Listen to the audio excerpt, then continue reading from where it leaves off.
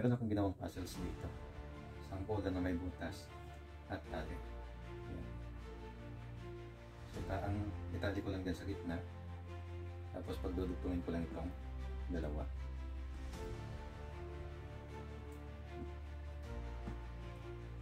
So, ang tricks nito, kailangan mong palabas yung bola na yan dyan sa X.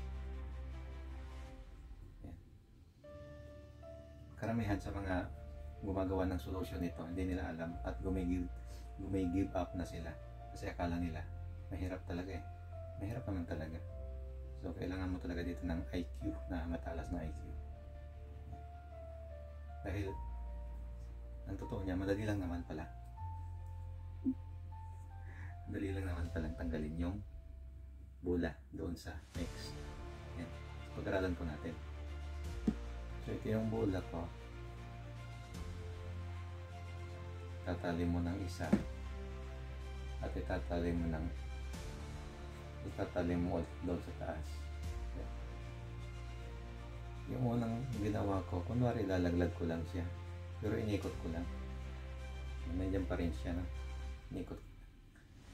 Lalaglag mo lang siya, kunwari lang yan. Ang tricks talaga niyan.